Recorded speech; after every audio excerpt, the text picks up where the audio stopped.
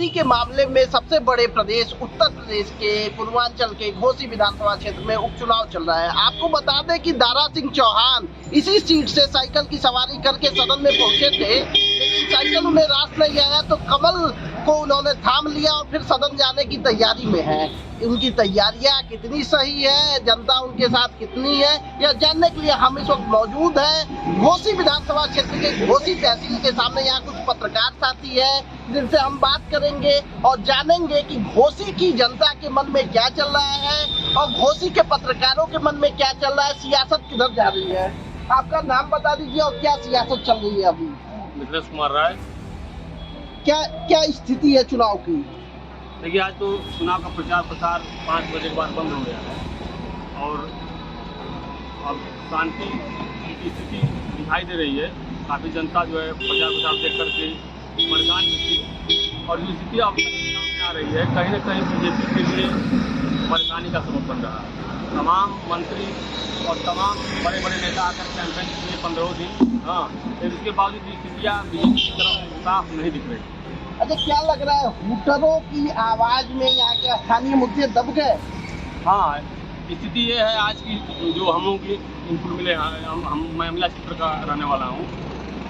स्वतंत्र देव सिंह जी का एक कार्यक्रम था मंझनपुर के आसपास, अमला के आसपास, तो वहाँ पे किसी ने टोक दिया कि सर ये नहर में पानी नहीं आ रहा है। तो आज स्थिति ये है कि सिंचाई विभाग द्वारा जेसीबी से नहर की खुदाई करा करके उधर क्षेत्रीय ग्रामीणों के कम से कम 10-12 ट्यूबवेलों को खोल करके नहर में पानी दिया जा रहा है। ये है स्थानीय मुद्दे।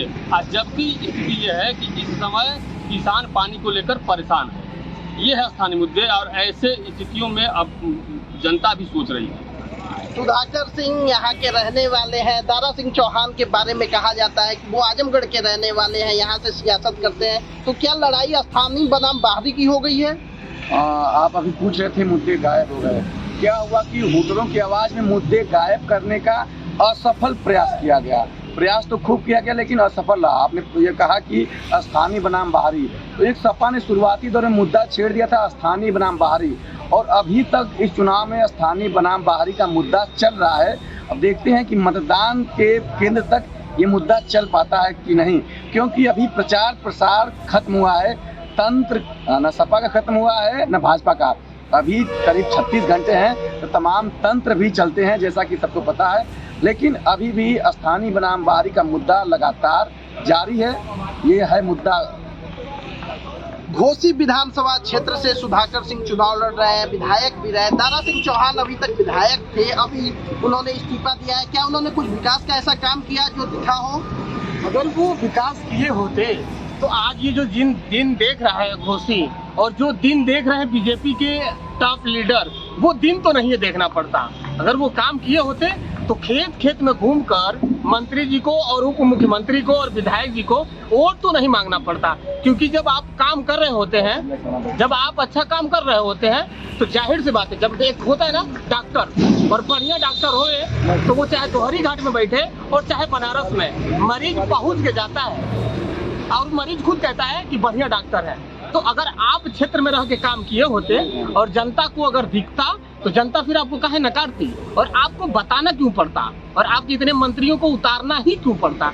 इसका मतलब ये साबित होता है कि आप योगी मोदी का चेहरा बनाकर इस चुनाव में भरपूर कोशिश तो की गई है बीजेपी के द्वारा, मगर जो सपा ने पहले ही दांव खेल दिया था कि यहाँ पे हमारा चुनाव ना बीजेपी से है और ना ही योगी मोदी से है, हमारा चुनाव घोसी बनाम बाहरी से है, और उसमें असफल हुआ बीजेपी। आपने कहा कि भारतीय जनता पार्टी ने यहाँ ढेर सारे मंत्रियों को उतार दिया, सारे मंत्री यहाँ हुटरों को बजाते हुए टहलते हुए नजर आए। ऐसे में एक वीडियो वायरल हुई जिसमें एक मंत्री गए, संभवतः जल शक्ति मंत्री थे, उन्होंने एक मतदाता से कहा कि आप हमें वोट दीजिएगा। बाद में उस मतदाता की वीडियो आती है जिसमें वो कहता है कि मैं समाजवादी पार्टी को वोट दूंगा। तो क्या आपको ऐसा लगता है कि भारतीय जनता पार्टी के मंत्रियों के पास जनता खुद नहीं आ रही थी, ये लोग जबरदस्ती जनता को अपने पास बुलवा रहे थे? हाँ, बिल्कुल ऐसा ही चल रहा था। ये लोग खुद घूम घूम कर बता रहे थे कि हमने कम से कम हजारों योजना सरकार की चल रही है और हमारे 3600 काम है जो दिख रहे हैं। जनता कह रही थी कहाँ है, वो तो दिख ही नहीं रहे हैं। अगर इतना काम किया भी है आप लोगों ने तो फिर आप लोग घूम क्यों रहे हैं? जनता ना बहरी है ना गूंगी है, जनता तो देख रही है ना। तो फिर जनता देख रही है तो आपको वोट कर देगी। आप जनता पे भरोसा रखें, क्योंकि जनता ही ने आपको केंद्र में और जनता ने ही आपको प्रदेश में भेजा है। आप खुद नहीं बैठे हैं। तो जब जनता के बीच में इतना काम किए हैं तो दौड़ना काहे को, रोना काहे को? तो ये जनता चीजें सब जानती है। सुशील जी, आप यहीं के मतदाता भी हैं, आप पत्रकार हैं, क्या आपको लग रहा है चुनाव योगी आदित्यनाथ मुख्यमंत्री हैं, वो आए, उन्होंने प्रचार किया, प्रचार के बाद कुछ असर देखने को मिल रहा है?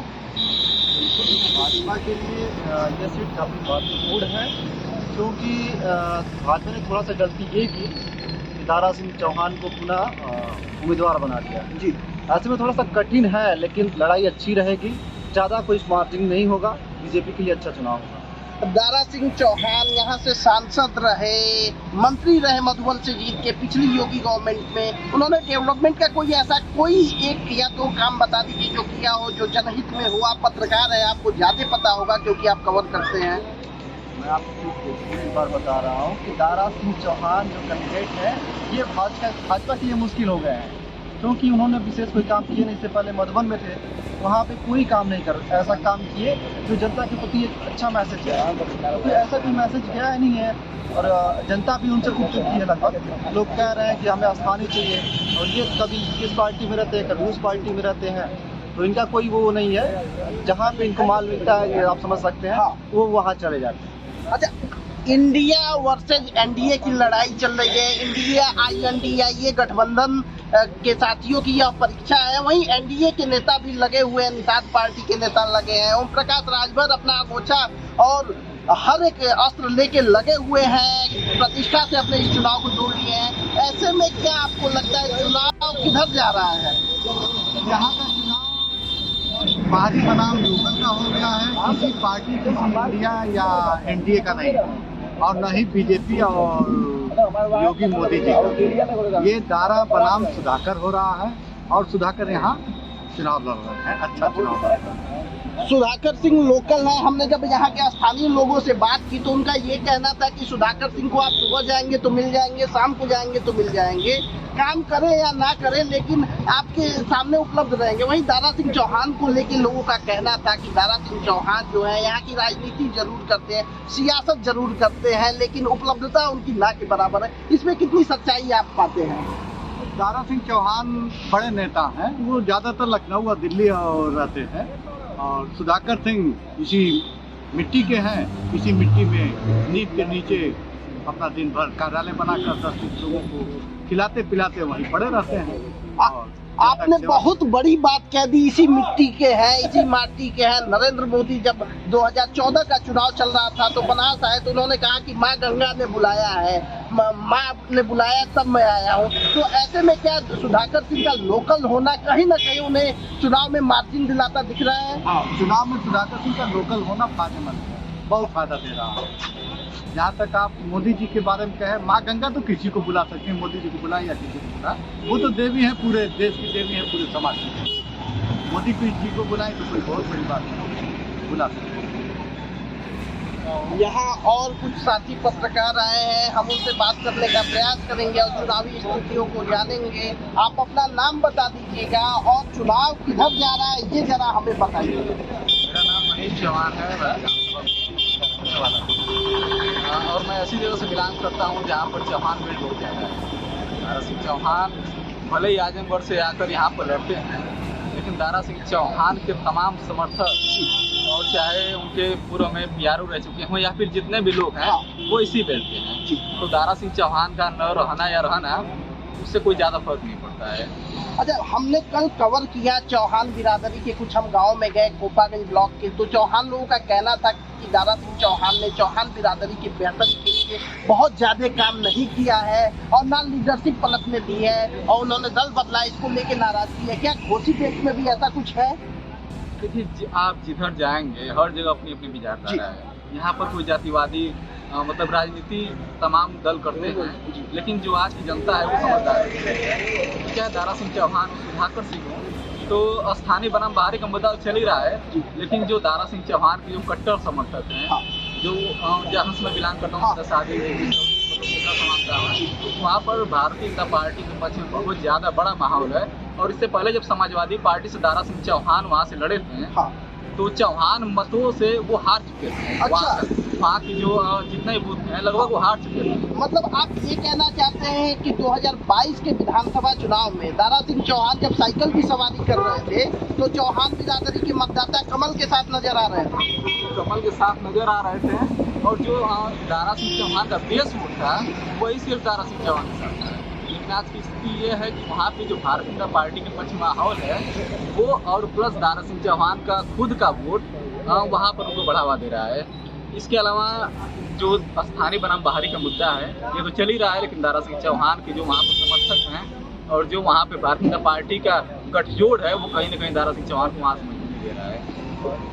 तो आपने सुना घोसी तहसील के बाहर उपस्थित पत्रकारों का विचार, जिनका कहना है कि स्थानीय बनाम बाहरी की लड़ाई घोसी विधानसभा में हो गई है। ऐसे में देखने की बात होगी कि जीत का चेहरा किसके सर बजता है, और जीते कोई भी लेकिन विकास कितना होगा, मुद्दा ये है। क्योंकि विकास होगा तभी यहाँ का बच्चा, यहाँ के लोग खुशहाल होंगे, इकोनॉमी जो है वह मजबूत होगी। कैमरा पर्सन सौरभ के साथ दिव्येंदु राय, भारत एक्सप्रेस, घोसी।